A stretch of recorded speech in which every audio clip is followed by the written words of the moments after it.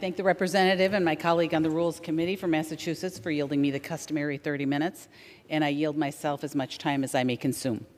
Gentlewoman is recognized. This morning we're here to debate a rule providing for a series of bills that have been noticed multiple times going back as far as July.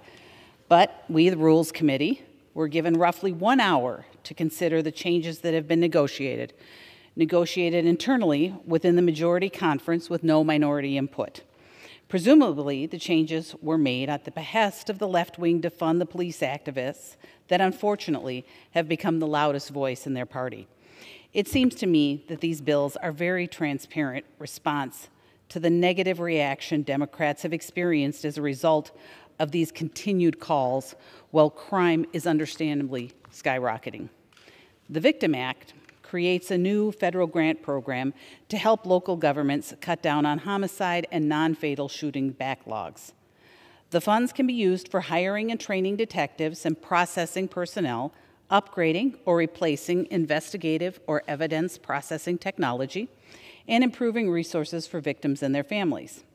First of all, these programs largely replicate existing programs managed by the Department of Justice. This again reminds us of why we have been called to this debate. It is not to solve a problem. It is so that my Democrat colleagues can look like they are solving problems. Furthermore, programs like this would not be needed if the left had not prioritized defunding the police over keeping our country's citizens safe. This bill effectively bails out governments like Austin, Philadelphia, and Rochester, New York, that decreased police budgets over the years. The Invest to Protect Act expands COPS grant programs to include police departments with fewer than 125 law enforcement officers.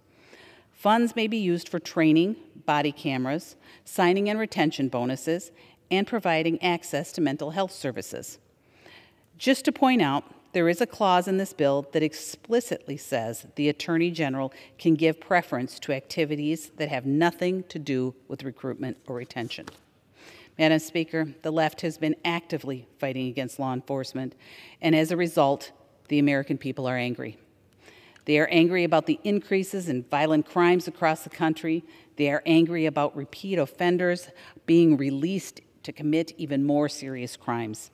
They are angry that even after making these concerns clear, Democrats have been ignoring them in favor of extreme anti-police agenda.